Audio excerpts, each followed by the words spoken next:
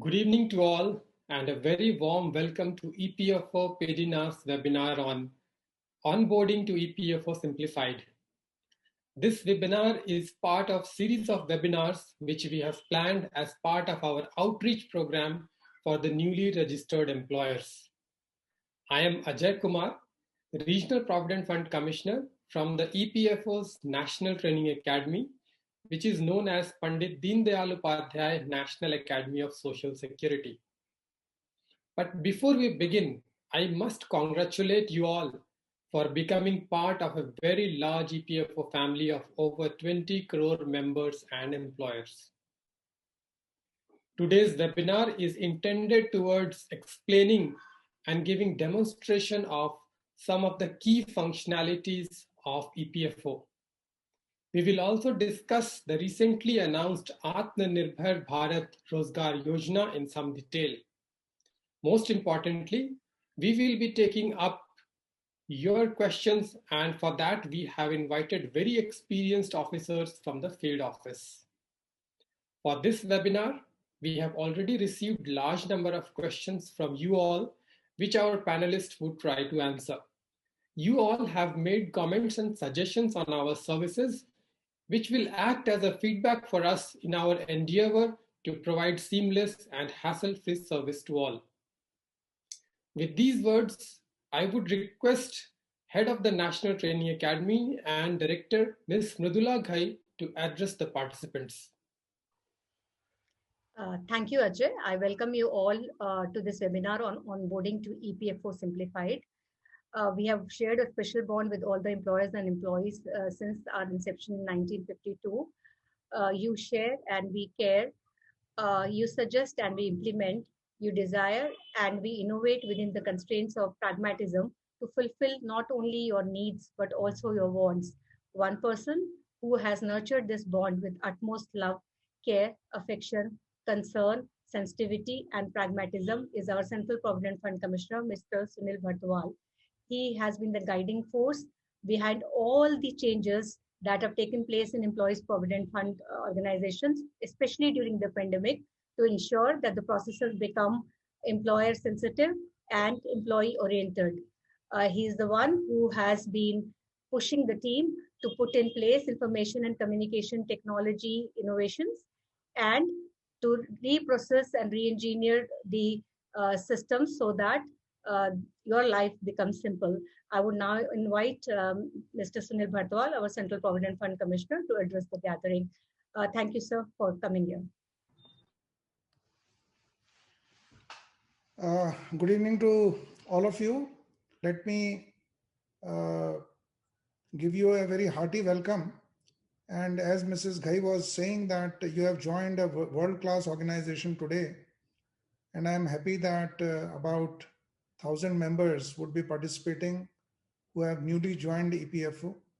You will be joining a family of more than 6 lakh establishments, and you name any company in India in terms of reputation, in terms of name, in terms of brand equity. These all companies are members of EPFO. I also understand that large number of your employees will also be becoming part of this large family of 6 crore members. And being a world-class organization, we always aspire to the highest standards in terms of service delivery. So let me first of all welcome all of you. In fact, this is a totally new concept, and this is also a historic occasion, because normally when every day there are about 2,000 to 3,000 companies which are joining, new establishments which are joining. And we saw that the tendency is that it's very difficult for you to understand EPFO. It is very difficult for you to file ECRs, and you don't know who to meet, what to do, and who will give you the proper guidance. So therefore this idea came, and we decided that every month that we have invited all the new joinees who have filed at least one ECR, because there are many companies which register, but they don't file ECR for different purposes because they may be going for a tender, etc., or they may not have got a company established or started. So we decided that we will be asking and we will be helping all those companies who have filed at least one ECR. And every month, this kind of webinar will be organized. So we thought that there should be a forum where our family members, they should feel welcomed. They should feel good about joining this such a organization like EPFO, and they should feel welcomed in this organization, and they should not be running from pillar to post to find out what they are supposed to do. We are trying to make EPFO very customer friendly, employee friendly, employer friendly, and we want that there should not be any antagonistic relationship. We have become a very, very, what you call, customer friendly organization. We do not want to trouble you. We do not want to harass you. That is the instruction which we have given from here. And if anybody troubles you, anybody harasses you, you can always bring it to our notice. And in fact, this whole team EPFO, whether it is our zonal heads or our regional heads or our inspectors, EOs, AOs in the field, everybody has been instructed that we should be facilitators, right? You are the wealth creators. You have brought up an organization, you are giving employment to public, you are giving employment to workers, and therefore you should be respected by all our team. And there should be no reason that our inspectors or anybody else should be giving you any kind of trouble unless and until you create trouble for yourself. So my request to you would be that today you please go through it thoroughly, and whatever questions you have, you should be finding answers to them. And if still there are questions remaining, then definitely we will be organizing these kind of forums time and again. And it will be giving you opportunity to be part of this family. One or two things before the formal session starts, I would like to tell you that our system has become almost 100% online. ECR filing is online. Nothing comes in paper these days. Post-COVID, in fact, we have taken much more trouble to make it more, online friendly. And claim settlement is now online. So your even UN allotment is online. KYC seeding is online. So in fact, you need not visit any of our offices unless and until you want to meet somebody for any guidance. So therefore, we have made it a sort of paperless office. We have made it, totally online and computer based. We have also made it, now you must have heard that on Umang, 88% of footfall on Umang application, which is on your mobile phones, not very expensive smartphones can have that Umang application of Government of India. You can raise your grievances, you can, your members can file claims, claim settlement can be done through that.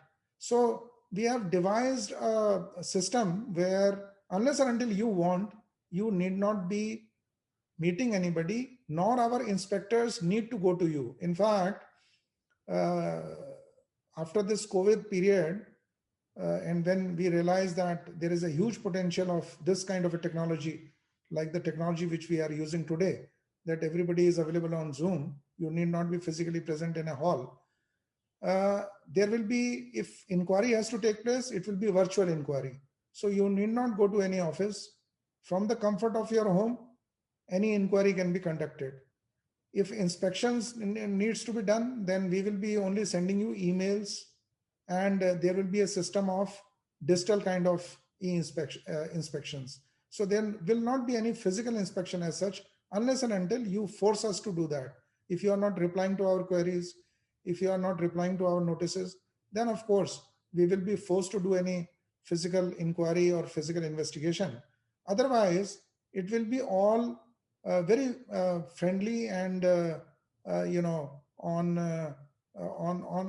very I will say humanitarian terms, understanding the fact that you are the wealth creators and your job is to run your business, not to run around our inspectors. So that is our purpose, and I'm very happy to say that we have built an organization based on these principles, and I hope that you will also follow those principles. Sometimes it happens that you also look for shortcuts, which is not correct, because many times I'm finding that there are many establishments which may be taking opinion from some unscrupulous kind of elements. They may not be telling EPFO what is correct. They may not be telling you what is correct. And sometimes, therefore, you realize after 6 months or 1 year that whatever you have been doing was not the correct approach. So I will tell you that please, as far as possible, try to train one person within your organization who learns all these things: filing of ECRs, filing of registering UNs, registering your establishments, and doing KYC, etc. And make him trained. And even if you are taking help of some consultants, you please ensure that those consultants have good reputation. Let me also tell you that you are also lucky that government has recently announced Atmanirbhar Bharat Rozgar Yojana, which will be giving benefit to the new employees. And if you have employed more than 2, if you are less than 50, and more than 5 if you are more than 50, and if you are establishment which is having less than 1,000, which of course you will be, because you may be you have just begun, so you will be also getting government subsidy of 12% each. So 24% subsidy also you will be getting. So government keep on extending. This is our third scheme. Earlier there was Prime Minister Rozgar Yojana, where we provided subsidy. Then during COVID period, government announced Prime Minister Garib Kalyan Yojana, in which we provided subsidy. So whatever this 12% you are giving, don't feel that it is a burden on you. We try to see that how we can ease out that burden on you, and we have a lot of schemes which will be running and will be helping you out. Secondly, I must tell you that there have been studies which have found that if employees' future is secure in terms of social security, that is, they will be getting pension, that is, they will be having certain fund which they can use in contingency. Let me tell you, during COVID period, we distributed about 60,000 crores. More than 60,000 crores we distributed during COVID period, because the employees, they were having their money, they were able to draw it out during COVID period when they were not having jobs. So this is a social security which you are giving to your members. And as I was telling you, there are studies which say that if the workers are given social security, then their productivity is also higher. So somebody who is working in your establishment and you are providing them social security, you will feel that they will be more attached to you. They will feel that my 12%, 24% is going into my savings, forced savings, right? It will give me pension, it will give me contingency money. They will be more attached to your establishment. So social security scheme should not be seen as a burden. It should be seen as if you are doing social work. And I always tell my team that we are doing a lot of social work. This job is not any other kind of job. This is a job which joins us to the humanity, which joins us to do good social work among people. So please, whenever you feel, and I of course know that you have joined, but you please keep on telling your other establishments also around you, from wherever you have come, you please tell them also that if you have 20 members, and in fact, one can join even if one has less than 20 members, there is a voluntary provision, right?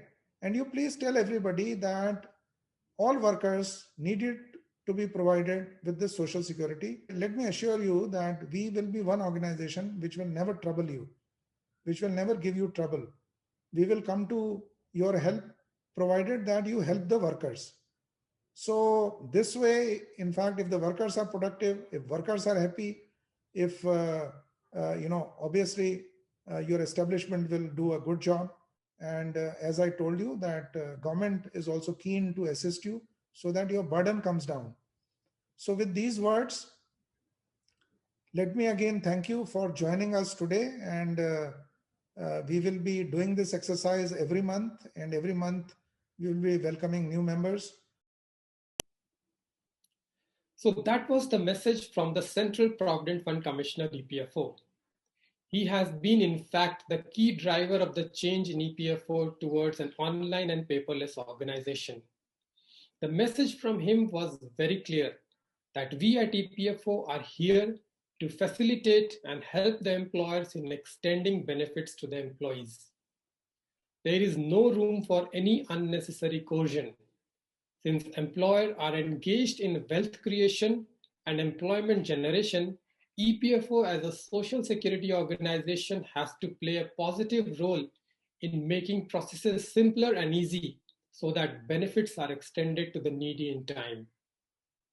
Taking this message, let us move forward towards the agenda for today's program. Onboarding to EPFO Simplified. During the presentation, we will cover duties and responsibilities of the employer, ownership return in Form 5A, filing of electronic return cum challan, enrollment of employees, that's universal account number, and then seeding of universal account number with KYC, an updation of date of living by the employers and the employees. And finally, we will also discuss the Atmanirbhar Bharat Rozgar Yojana.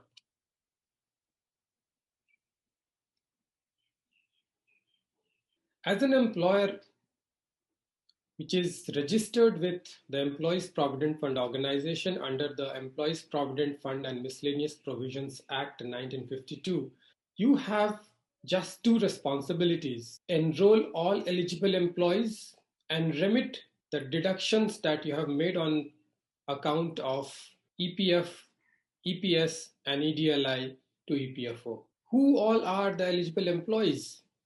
So eligible employees are all those employees whose wage is below 15,000 per month. So that's the wage ceiling as of now. So anybody above the wage ceiling, it's not mandatory for them to contribute to the EPF, but for employees whose wage is below rupees 15,000 per month, they have to be mandatorily made part of the EPF. So what you need to do as an employer, you need to enroll all such eligible employees from the wage month they have joined the organization. Once you have enrolled, you need to generate or link the already existing universal account number of the employee. For a new employee, you need to generate UN, and for the existing, you need to just take the UN from the employee and link with your establishment. Once you have done that, the UN has to be KYC updated. So you need to update the UN with the KYC, and the KYC could be in the form of Aadhaar, bank details, in the form of mobile number, PAN card. So you need to seed all these to the UN. And finally, you need to submit the monthly ECR and remit the contribution through the unified portal. So these are the functions of an employer, the key functions. If you do this right, I think 98% of your job is done. But beyond that, there are issues which will keep coming to you as an employer. There would be some issues with regard to members' detailed correction. It could be correction in his name, in his date of birth, father's name, family details, nominations. So these are issues which will come to you as an employer. Take this forward immediately, do the necessary rectification on your side and send it to through your portal. Then there are issues which are referred by the respective Provident Fund office, certain grievances of your employees. These needs to be resolved within 5 working days. So as an employer, you need to keep tab on the employer portal. You need to visit the employer portal every few days and check whether there is something pending and that needs to be cleared. So once you do that, your job is done. Beyond that, we just say that as an employer, you need to carry out whatever direction that is being issued by EPFO from time to time. And this is done to ensure that there is compliance of the provisions.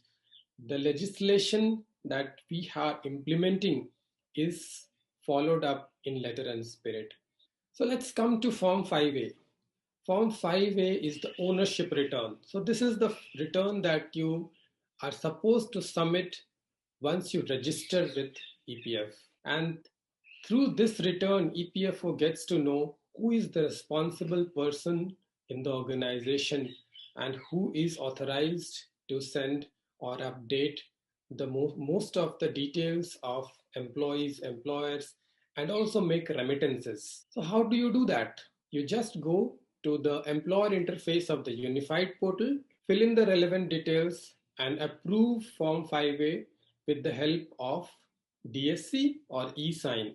So before submitting Form 5A, you also need to register with either DSC or e-sign. So when do you need to update Form 5A? There are certain situations where if there is change in the establishment profile, if there is change in the business activity, if there is any change in owner's detail, suppose if there are addition to the branches of the establishment or deletion of the branches of the establishment, or if you are changing the bank account details. So at all these junctures, you need to update your Form 5A. Let us now see a demonstration of doing this.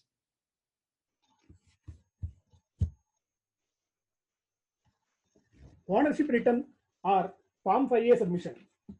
Employer can submit their ownership return or Form 5A through Unified Portal.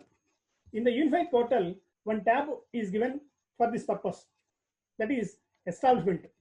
Under this Establishment tab, Form 5A option has been given. If they click on that Form 5A, the details pertaining to the establishment will be shown. Establishment details, primary details, and business activity, and ownership details, particulars of owners, and further particulars of lease, bank details, and branches, whether with the code or without code, more branches without code, and branch division details, whether that it is having single unit or several units. All those details will be shown here.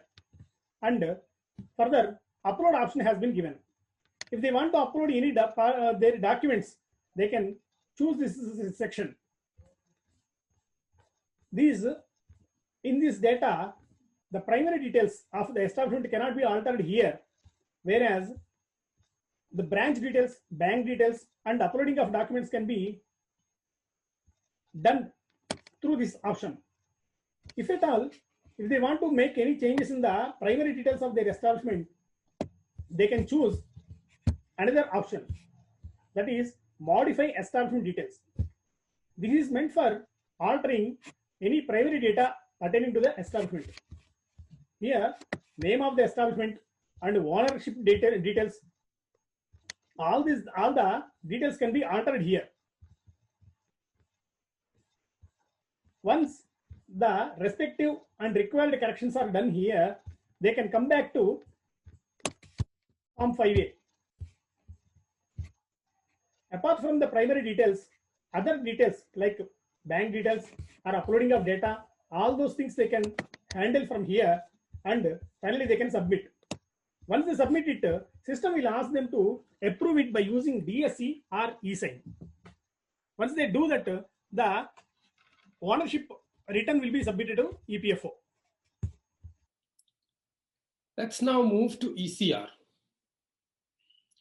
So ECR is the electronic challan cum return, and this ECR needs to be filed before 15th of the following month. So if you are submitting return for the month of January, that means you need to submit this ECR by 15th of February. So that's the time limit that has been given to you. If you delay this, then that's going to invite interest and penal damages. So please avoid delay in submission of your ECR. For filing of these ECRs, this file has to be prepared, ECR file, and this for preparation of this file, there are 11 fields which you need to fill. So you need to have UN, member's name, wages, contribution, NCP days. NCP days is non-contributory period, and this is generally applicable for establishments which have seasonality and for establishments which give work on piece rated basis. So once you prepare this ECR file, then you can remit your ECR. You need to go to payment section and ECR return filing. You need to upload the file that you have prepared. The moment you have uploaded it, you have the option to either verify and reject it or approve it. Once you approve it, a challan is prepared. You need to enter the administrative charges applicable and then click the pay button. Once you do that, you will be taken to the online payment system from where you can make payments. So what is administrative charges? These are charges which are paid by the employer for the administration of the scheme. For EPF, this administrative charges is 0.5% of EPF wage, and this is subject to minimum of rupees 500 for live establishments. But for closed establishments with no contributory members, this minimum administrative charges are rupees 75 only. Let us now see the demonstration of filing of ECR. ECR means electronic challan cum return. For filing the ECR, employer can use the payments tab. Payments, then ECR or return filing. Here, ECR upload option has been given. Employer will get two options. One, downloading ECR and ECR file upload. Once they download the ECR by providing month and year, by selecting type as ECR, they can download. Once they click it, they will be getting one small Excel file having 11 columns as shown here. We'll be providing UAN number and member name, and the rest of the columns have to be filled up by the employer. Gross wages, EPF wages, EDLA wages, and up to refund of advances. If anything is there, they have to provide all the data. And once the data is fed, they can go to save as option and they can save it as one CSV file. They can select this CSV comma delimited option and they can give any simple name. They can save it on their system.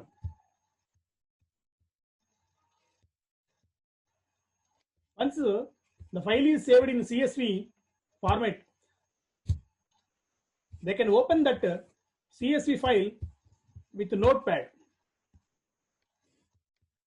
By using, they can right click on that file and they can open with Notepad. Now, this is being a CSV, all the data will be separated with commas. CSV means comma separated values. Now, this heading part is not required. They can delete. And that blank line also not required. Now, by using Control H option, they can find all commas and they can replace with the hash, tilde, hash. Replace all. Now, they can save this file as text file. On desktop, they can save this file as text file.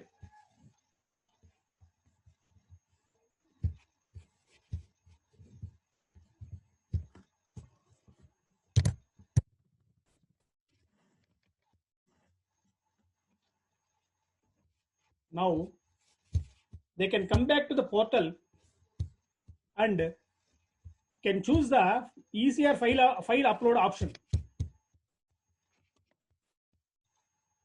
Here they have to choose the wage month and when the salary was disbursed, the date, and then here they can choose the file what they have saved on their desktop, the text file.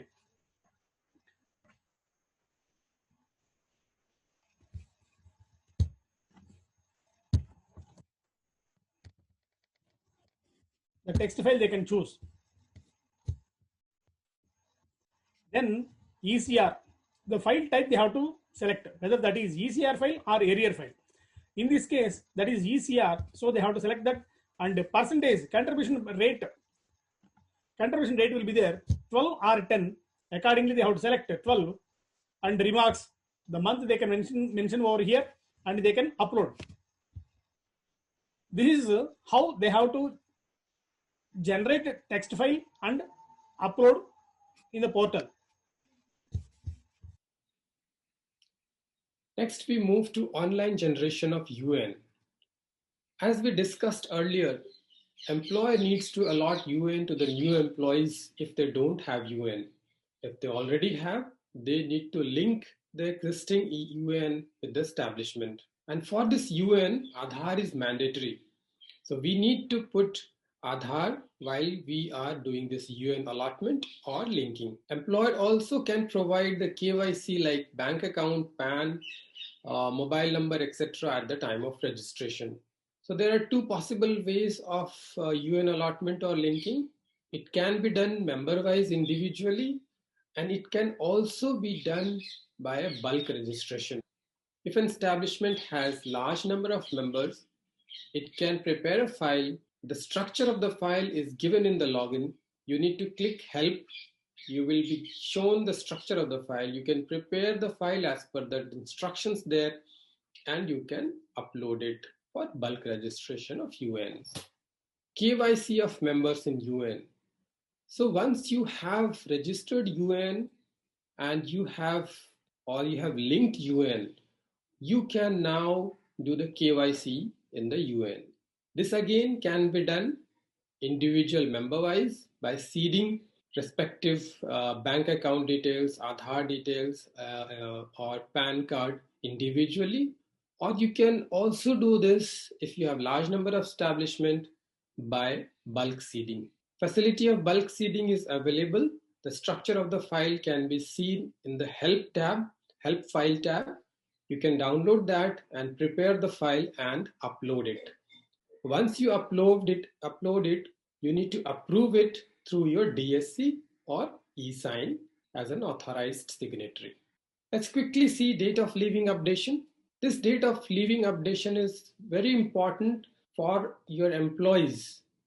If this date of leaving updation is there in the system, members are able to file their online claims and get their funds at the earliest. So this ensures a hassle-free service. So please ensure whenever your member exits, their date of leaving is updated in the system. So this can also be done individual member-wise for smaller establishments, and this can also be done in bulk form if you have large number of members. The structure of the file can be seen by clicking the help file tab. You can download it, you can approve it, and then finally you need to authorize it through DSC or e-sign of the authorized signatory. Let us quickly see the demonstration for all of these, for UN, KYC, and date of leaving updation. For generation of UN, employer has to click on this member tab, then on register individual option. If any new joinee comes to any particular establishment, it is the responsibility of employer to take declaration form or form 11 from that particular member. Through form 11, the member will declare any of his previous membership or previous employment details to the employer. If at all, if any particular member, if he doesn't have any previous employment history, then by using this menu, employer can create UAN for the employee. Here, he has to provide all the particular details, personal details of the member, like name, date of birth, gender, father or husband name, marital status, and so on.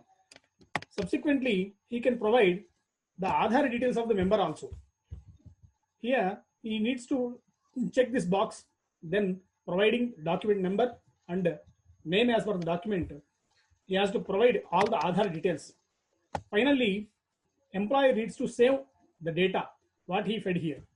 If the personal details what employer has fed in this portion matches with the Aadhaar data, automatically system will generate one UAN number for the particular member. Once UAN is generated, employer can see the newly generated UAN number in this dashboards option. Here, employer can go to active member portion so that system will be showing all the UAN numbers. Once we click this search button, automatically system will provide all the existing UAN numbers. Now, the newly created UAN number can be taken from here for further course of action. By taking this UAN number, now employer can go to member profile and providing that UAN number here.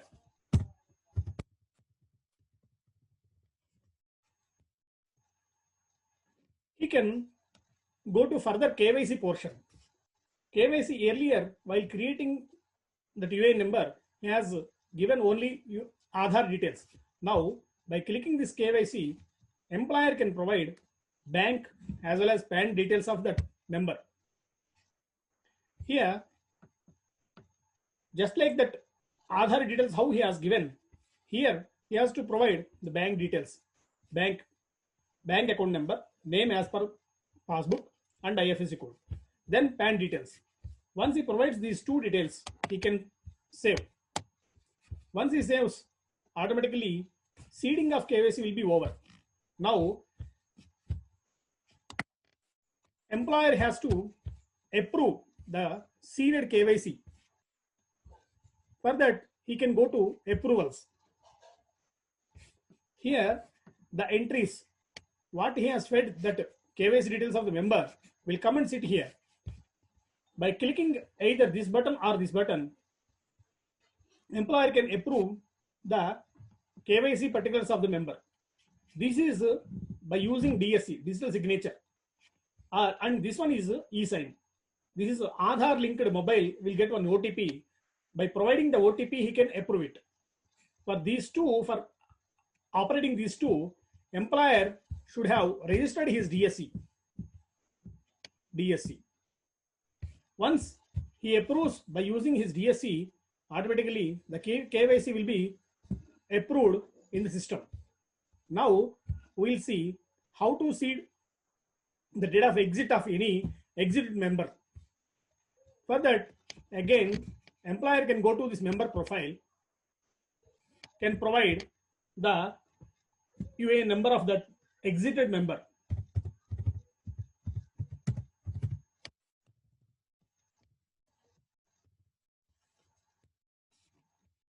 Here, employer has to provide reason for exit as well as date of exit so that the system will save. By this, we have seen how to generate UAN and how to seed KYC of the newly generated UAN, and then how to update date of leaving for the exited members. Atmanirbhar Bharat Rozgar Yojana. While registering, we had a lot of queries from this scheme. You wanted to know, you wanted to understand the scheme. So we thought that we can put this as part of the webinar and quickly explain this scheme.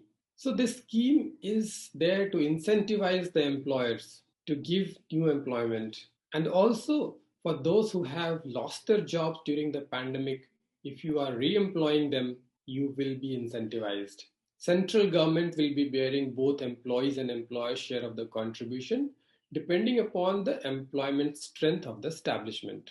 This scheme is open since 1st of October 2020, and this will remain open for registration for the eligible employers and employees up to 30th of June. So 1st of October to 30th of June. And the benefit will be available for a period of 24 months from the date of registration of the new employee. And this will be not later than 30th of June 2023. The scheme has defined a reference base of employees. So wage month of September 2020 is the cutoff mark.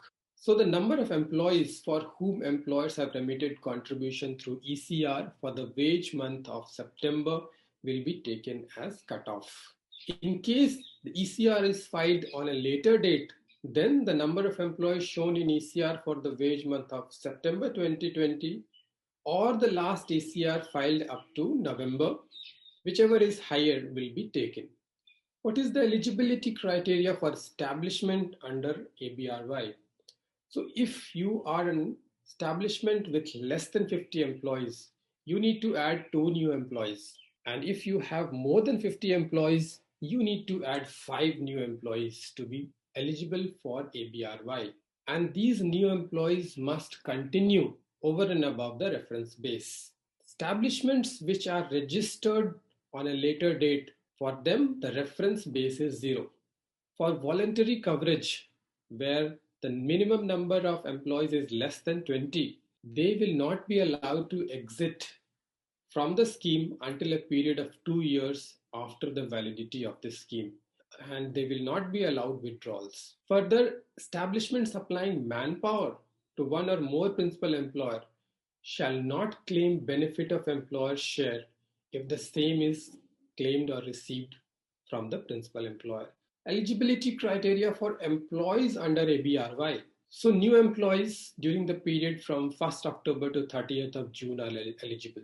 New employees should have Aadhaar seeded UN, and their monthly wage should be below the wage ceiling limit. So it should be below 15,000, that is 14,999. And this should be at any point during this scheme. And these should not be beneficiary under Pradhan Mantri Rozgar Protsahan Yojana. What are the benefits of this scheme? So here the scheme says the cutoff mark is 1,000 employees. Any establishment with less than 1,000 employees, both employer and employee share, subject to a maximum of 24% of the wage, will be borne by the central government. And these will continue to get subsidy of employer share even if the number of contributing EPF members exceeds 1,000. And for establishment with more than 1,000 employees, only the employee's share of contribution, subject to maximum of 12% of wages, will be borne by the central government. Employers will have to contribute employer share as usual. Then what is the procedure for availing benefits under ABRY? So before you start, you need to have an updated ownership return, and you also need to collect the declaration as to the previous membership from the employee, that is Form 11. So you need to collect Form 11 and you need to update your ownership return. Then you go to EPFO's unified portal and register with the reference base of the employees through a link in the employer's login. Once you have done that, you need to file ECR, one ECR for all the new employees.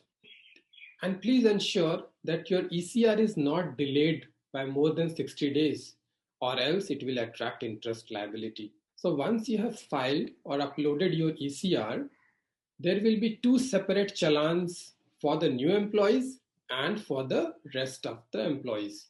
So the employer needs to remit payment due from him as reflected in challan. For the new employees, the employer need not remit payment. That will be updated. The benefit amount will be credited upfront in the UN account. Along with ECR, to claim subsidy for any wage month, the employer is also required to electronically upload a certificate or declaration which is provided there. And please ensure that you do not make any incorrect or false declaration, because that will be recoverable and actions under appropriate provisions of law will also be taken. So after the presentation, let us now move to the most interesting part of this webinar. This is the phase where we will be taking questions, those questions which we have received while you made the registrations for the webinar. And there are lots of questions, and it will not be possible to take all the questions, but we have tried to filter the questions which are very frequently asked. But before we move on to that, let me introduce to you the panelists for the day. So we have with us a very esteemed panel of experienced officers from the field who are there to help you and who are there to answer to your questions. So first we have with us Mr. Manoranjan Kumar. He is a Regional Provident Fund Commissioner and he is in charge of Ahmedabad office. Then we have Mr. Sudarshan Kumar. He is also Regional Provident Fund Commissioner and he is in charge of Shimla office. And then we have Pramod Singh, who is also Regional Provident Fund Commissioner and he is in charge of Chandigarh office. So welcome you all, sirs, to this webinar. And just to inform you, we have a huge participation from the employers who have recently registered with EPFO. So let us start this session. My first question is to Mr. Pramod Singh, Regional Provident Fund Commissioner. Pramod, if you can throw light on the question of how can I enter nominee details of UAN holder? This is a very common question which they have asked. No, as of now, Ajay, the facility to provide the nominee details is with the member only. The member has to go to his portal. He has to give the nominee details there. There are columns that he has to enter, like Aadhaar number and bank details of the nominee. And then once it is generated, the PDF is generated on the member portal, it goes to the employer's portal for their approval. As of now, there is no functionality for the employer to directly enter the nominee details for the member. It is the member who has to enter the details in his or her member portal. Okay. One more question to you, Pramod. How to make correction in the date of exit? Recently, what we did is the EPFO has given a functionality to the member to provide his date of exit through his member portal. But still, if there are some errors entered by the employer or by the member himself, then they have to give a request to the concerned regional office, where the corrections are made by the officials of that regional office, and once they are done, it gets reflected in the member portal and employer portal also. Okay. Thank you so much for that answer. Next question is why Aadhaar is to be updated to match EPF records? Why can't PF department change their records? This has become huge problem for KYC. Sudarshan, if you can take this question. Yeah, so actually what is to be seen, that what is the correct position, what is the fact. If the fact is that the actual date of birth is recorded in Aadhaar, then Aadhaar need not be changed. If actual date of birth is the EPF data is different from actual date of birth, then EPF data need to be changed. If Aadhaar has recorded the wrong date of birth, then Aadhaar need to be changed. So there is no such thing as if that EPF data has to be changed or Aadhaar has to be changed. Or so primarily whatever is the basic record available with you, like members like birth certificate and panchayat or municipality provided certificate, and there are other things like the passport and some other various listed documents. As per that document, you have to see which captures the date of birth correctly. If Aadhaar bears the correct date of birth, it need not be changed. If EPF bears a different wrong date of birth, then EPF record has to be changed. But in any case, it has to be kept in mind that Aadhaar date of birth and EPF date of birth, Aadhaar name and name in EPF record, and gender, sex in the male or female, that is entered in the Aadhaar record and EPF record. These three things must necessarily match. Correct. So, Correct. the position. Okay. Thank you. One more question. Since they are very new to EPFO, they are all worried about the penalties. So one question is, will there be any penalty if PF contribution is paid late?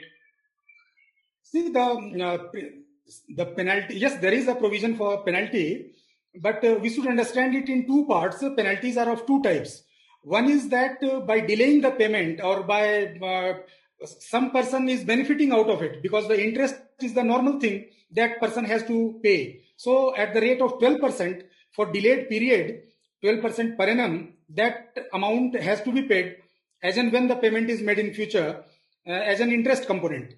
But if this alone remains to be paid as an additional quantum, then there may be many employers who may delay the payment. So to create an additional pressure, little additional pressure on the employer to adhere to the time limit, there is a provision for damages also. And damages means some additional kind of penalty. Okay, thank you. Thank you for that answer. The next question is with regard to wage ceiling, and the employer wants to know how much amount over the wage ceiling of 15,000 can a member deposit in his EPF account. Manoranjan sir, if you can take this also. In fact, there is no wage limit. There is no wage limit. Whatever is his salary, basic plus allowances, whatever is defined as PF salary in the Act and scheme, on that full salary, he is free to deposit. Only thing, one formality is there under the EPF scheme under para 26.6 that a kind of permission has to take from the department. However, if employer deposits ECR and we are processing the accounts, it is taken as deemed approval given to the establishment and the member to deposit on any higher amount. So there is no problem as such. Okay, thank you. One general question, since three people have asked this question, I thought let me take this. Are PF and ESIC interlinked? Sudarshan, if you can take this. Both are part of the same social security scheme, larger structure of social security, but for practical purpose, for statutory compliances, both have no linkage to each other. Both are separate to each other. So one has to independently comply and file the ECR, that is electronic challan cum return, for EPF, and similar thing has to be filed for ESIC also. So as such, there is no linkage. Both are separate. One can comply with EPF and one can probably become a defaulter in ESIC if they do not comply. So there is some talk of data sharing so that we can know that who is complying in respect of whom, to what extent, so that we can know that if someone is declaring a particular data in ESIC, whether they are declaring, depositing PF with respect to them in the EPF or not. But these are the things that is at the level of the office for intelligence sharing among the offices. But so far as the employers are concerned, answer is that both are not linked to each other. You have to comply under both of them separately. Okay. During the presentation, we had discussed about the ABRY scheme, but there are few questions with regard to that scheme. I'll pose one of those questions. Are those employees eligible under ABRY who didn't have work between July to September 20 and started back their work in October 20? So, Sudarshan, if you can. The ABRY is the Atmanirbhar Bharat Rozgar Yojana. So, before I just exactly answer this question, I just give a broad background that what is the purpose of this scheme, ABRY, because many people lost their employment during low economic activity during lockdown and all. So the idea of the central government is that employers are incentivized to create additional employment, and those who are additionally employed, for that additional component, the statutory payment and all that will be borne by government. So that is the broad idea of the ABRY. So now coming to the particular question that those who could not deposit did not get any work or had no employment during up to September, then whether they are eligible or not, answer is yes, they are eligible. But only thing, mandatory requirement is that for the month of September 2020, they have to file ECR. Even if there is no work, then also, even if there is zero employment, no person is practically employed, then also they have to mandatorily file ECR, where some basic minimum like 500 or 75 rupees, some payment is to be made, basic minimum payment. So that has to be made. So once such payment is made, and it is made prior to 15th of December, I suppose, 15th of December 2020. 15th December, this is a very important date to be kept in mind. That is the 15th December 2020. If before that date, that ECR has been filed, then the eligibility under ABRY scheme is acquired. Of course, there are many components, there are many nuts and bolts. For that, you have to go to visit the main page of the EPF central website. And there on the home page itself, there is a link for ABRY. And at that link, the details of the scheme, like what is the eligibility, what is the extent of ability, what is the duration of ability, eligibility, and all these things are there. And you have to familiarize yourself with all those things so that you can precisely know that in what condition and to what extent you will be eligible and how can you benefit the best. Thank you. One question from you, Pramod. Why the process of DSC or e-sign of KYC is there for the employees who have Aadhaar or PAN bank account, which are all previously linked with IT department? So that's a duplicacy that's happening according to them. The issue as of today is that the authorities cannot share the data what is there with the Aadhaar.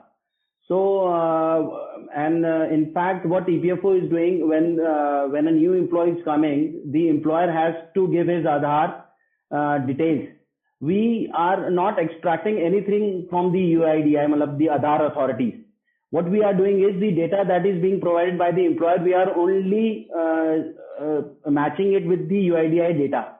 If it is correct, then it is getting seeded with the UN. Okay.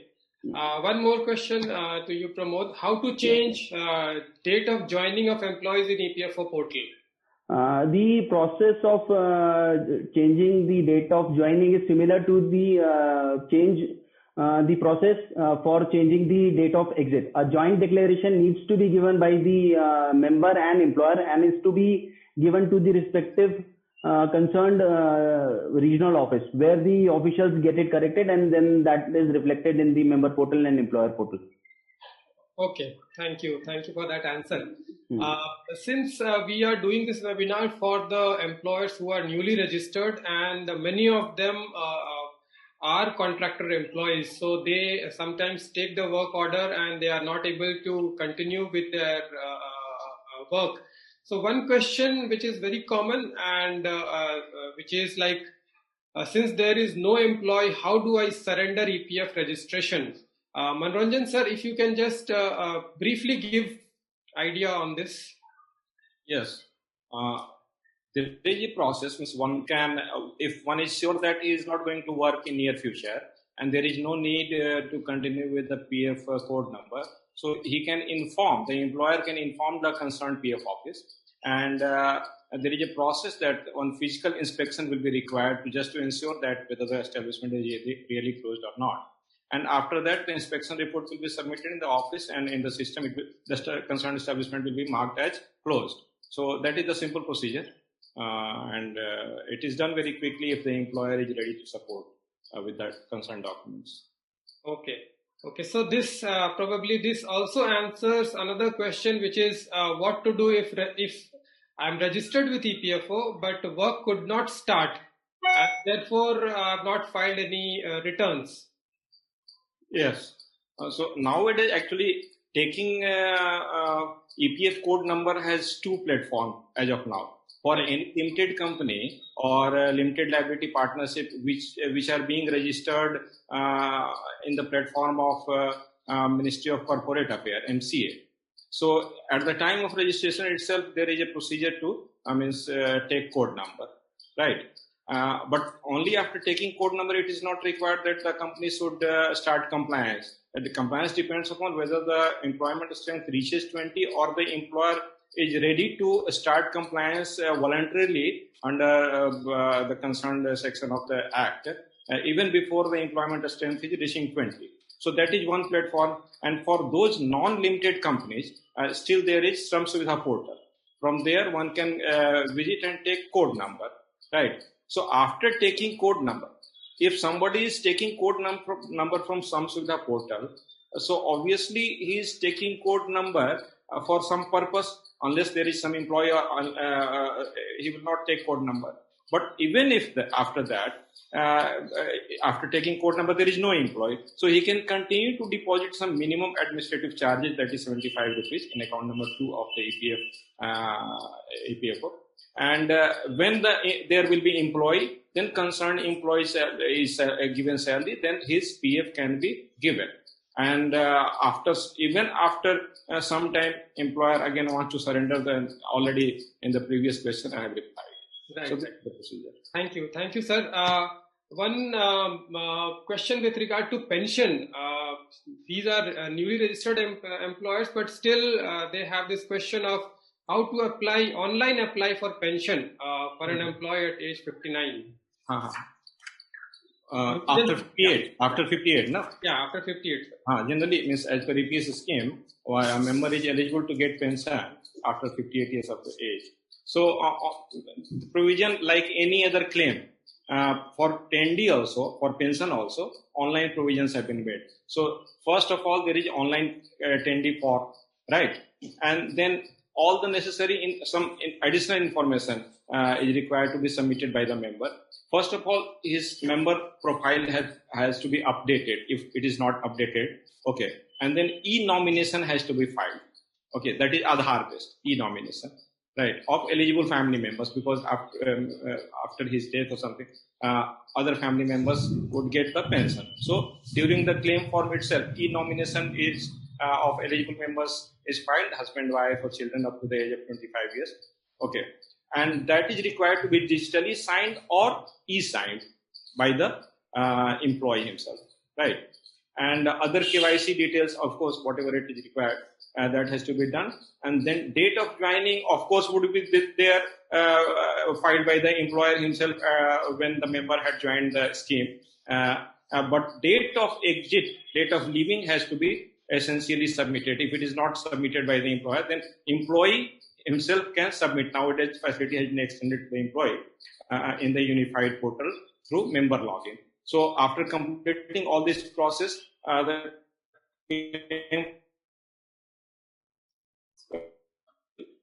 the concerned PF office online, and it will be within a time frame. Okay.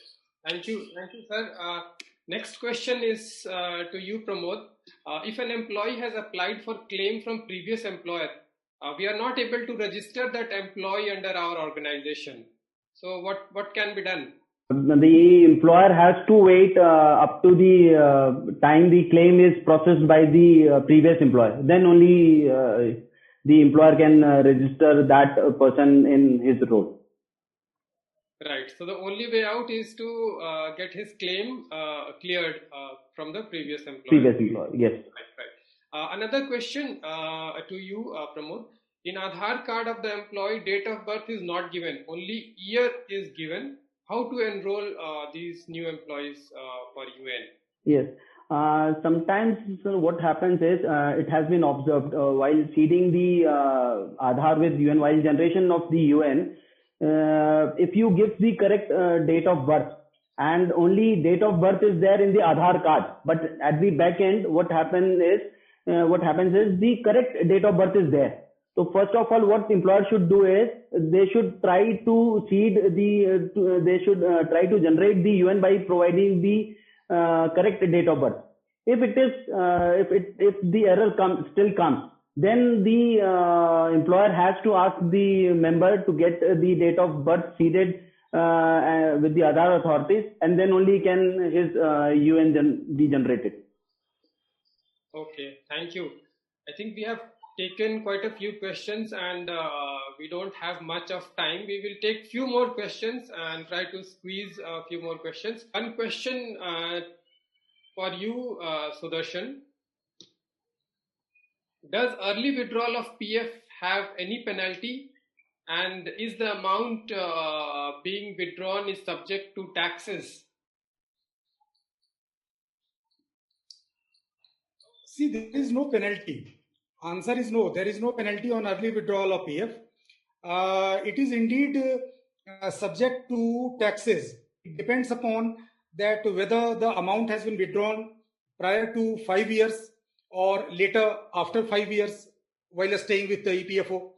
Second is that whether Form 15G it is uploaded there or not, and the amount that is withdrawn is less than 50,000 or more than 50,000.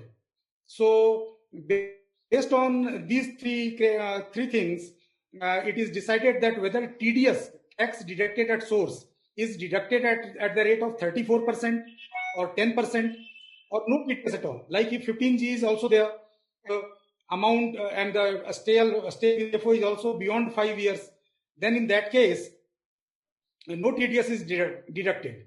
And for that, there is some,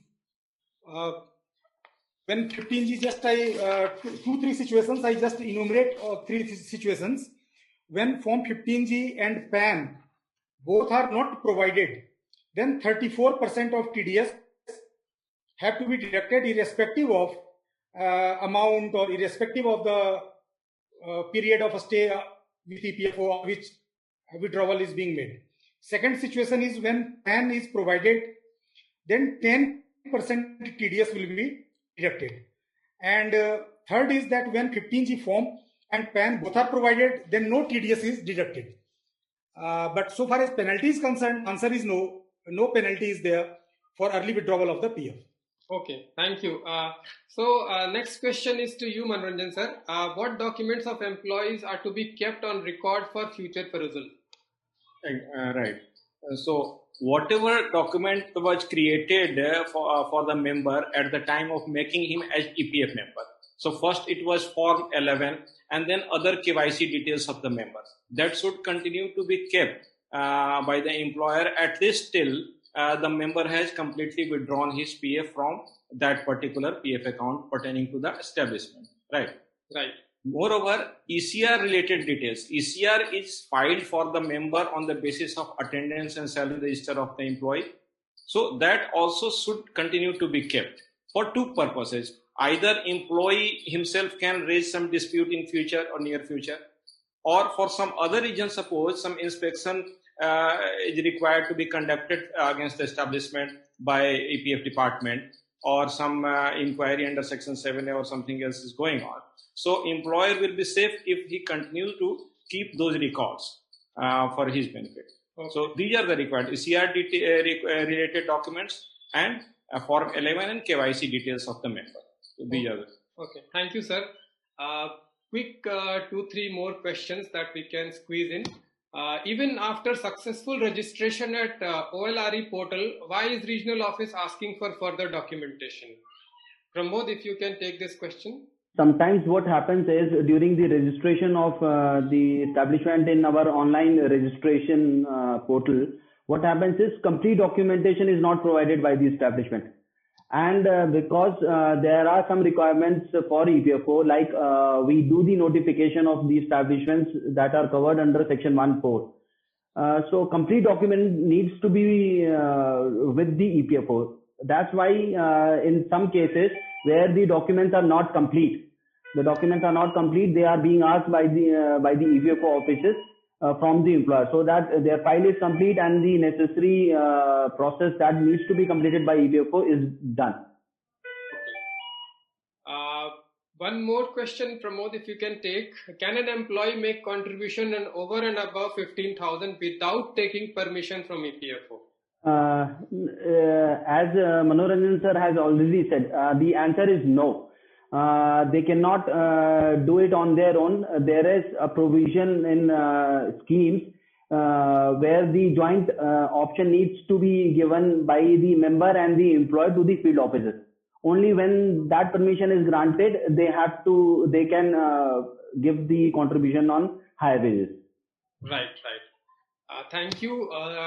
One question from Sudarshan. Can I file PF separately for two different projects in different states? Yeah, definitely. So, this is more desirable.